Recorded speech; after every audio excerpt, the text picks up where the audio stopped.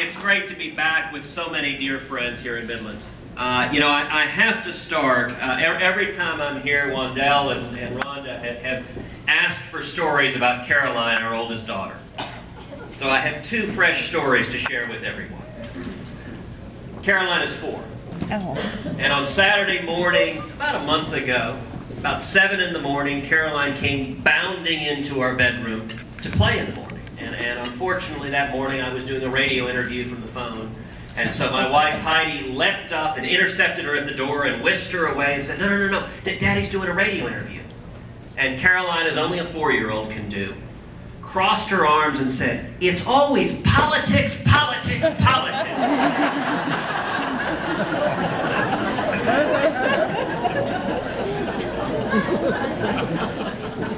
A related story. One of our earlier debates, Heidi and Caroline and Catherine, our 1-year-old, were all watching the debate in the living room on the television. And as the debate started, Caroline jumped up on the coffee table and she said, and started waving at the TV, going, "Daddy, Daddy, hello, Daddy!" And then she got very mad. "Daddy, why aren't you talking to me? I'm right here." I will tell you, the biggest thing I want to say to everyone today is thank you. Thank you from the very bottom of my heart. We weren't supposed to be here. We weren't supposed to be in this runoff. This was supposed to be impossible. When we started this campaign a year and a half ago, I was at 2% in the polls. And the margin of error was 3%. Mr. Speaker, that means technically I could have been at -1%. We were running against the incumbent lieutenant governor who had universal name ID, unlimited cash, and every lobbyist in the state of Texas was behind him. And something incredible happened. We saw conservatives all over the state of Texas unite. I'll tell you, there is nothing like the Republican women here in Midland.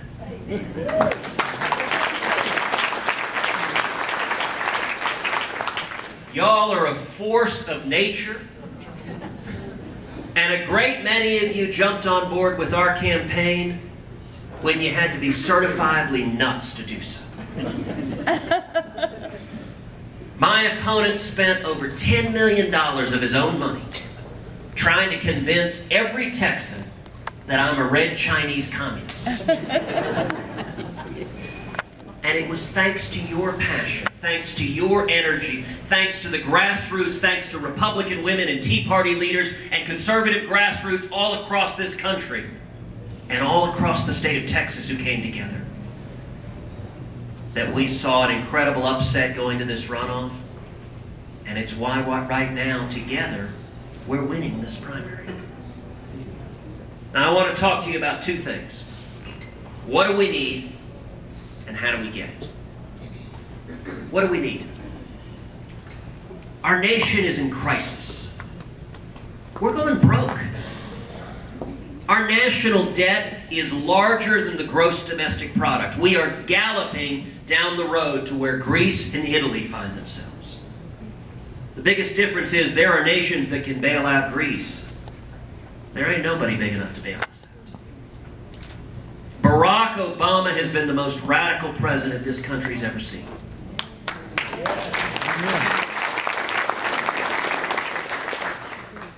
But the unhappy little secret is Barack Obama didn't invent spending. It was a bipartisan problem long before Obama got elected. And it has been career politicians in both parties who've gotten us into this mess. And all over the nation, we are seeing a tidal wave as the American people are standing up and saying, enough already, with the same tired establishment incumbents who don't believe anything. And voters are looking for new leaders, leaders like Marco Rubio and Mike Lee and Rand Paul and Pat Toomey and Ron Johnson, all of whom were elected in 2010. New leaders who will stand up and stop spending money we don't have. You know, at the end of the day, it's not that complicated. If any of us ran our businesses or our homes the way the federal government is run, we'd be bankrupt. We'd be sleeping under a bridge. And yet in Washington, they have this strange doublespeak, where a slight decrease in a rate of growth is called a cut. Look, I'm not smart enough to speak that language. To me, a cut means the number today is smaller than the number yesterday.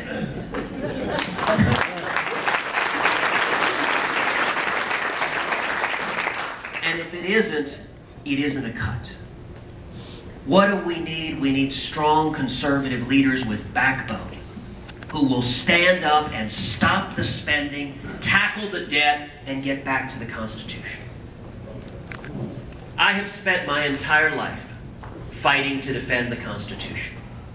I served 5.5 years as the Solicitor General of Texas, the chief lawyer for the state in front of the U.S. Supreme Court. I served under Greg Abbott, the very finest Attorney General in the entire country.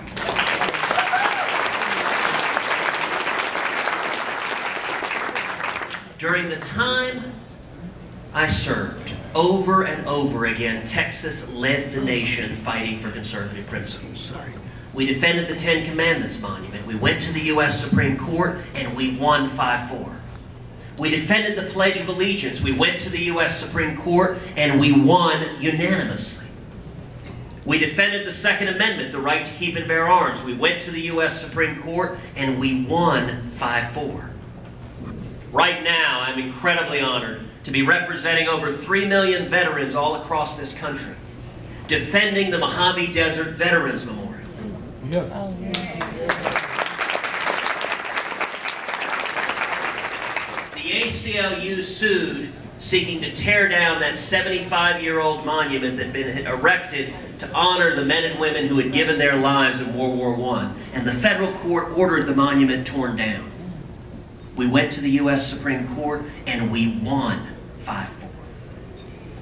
And the biggest fight of my tenure was a case many of you know very, very well, Medellin versus Texas, where an illegal alien brutally murdered 2 teenage girls in Houston.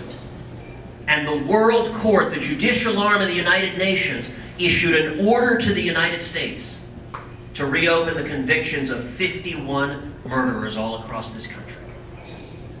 It's the first time in history, Jerry, that a foreign court has ever tried to bind our justice system. Texas stood up and we fought the world court. I had the honor, I argued this case twice in front of the U.S. Supreme Court. On the other side, we had 90 foreign nations. And on the other side, we had the President of the United States. The President signed an order that attempted to order the state courts to obey the world court. And so Texas stood up, we fought the world court, we fought the United Nations, we fought 90 foreign nations, and we fought the President of the United States. We defended U.S. sovereignty. And we won 6-3.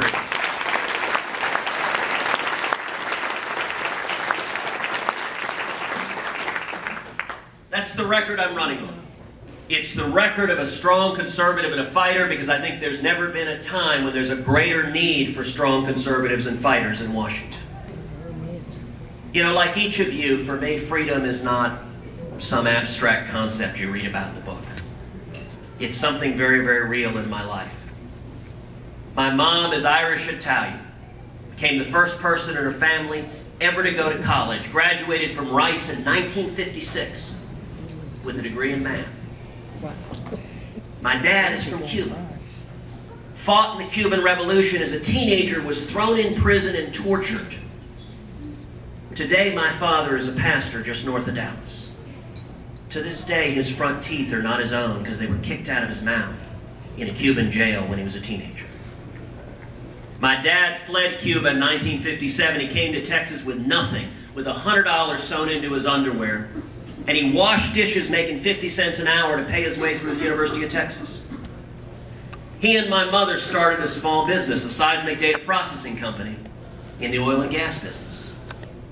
So I grew up in Houston as the son of 2 small business owners working in the oil and gas business. Now, how many people here are small business owners. Now, apparently, the President of the United States thinks none of y'all built your businesses.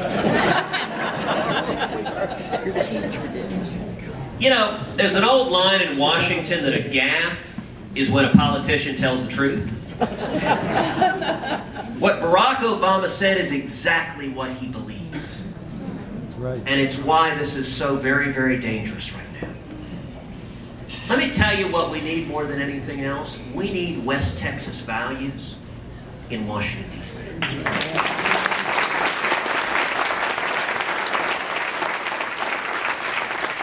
I have spent a lot of time out here in Midland, and I'll tell you, I have grown to love Midland, Texas.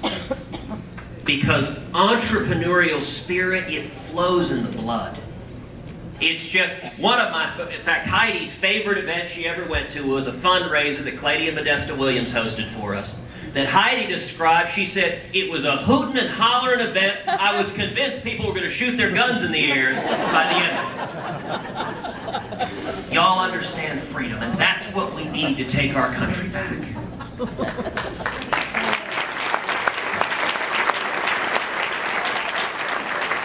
So the second question, how do we get it? My opponent has put over $16 million of his own money into this campaign.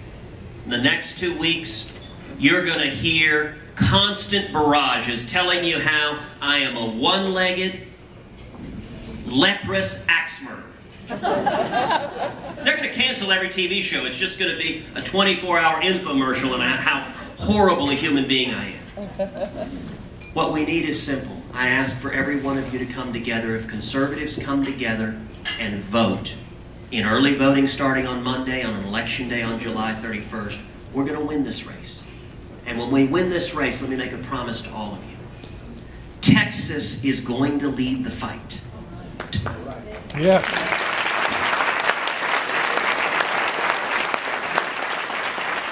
Together, we're going to stop the Obama agenda. Repeal every word of Obamacare. Stop the spending and get back to the U.S. Constitution. Thank you, and God bless you.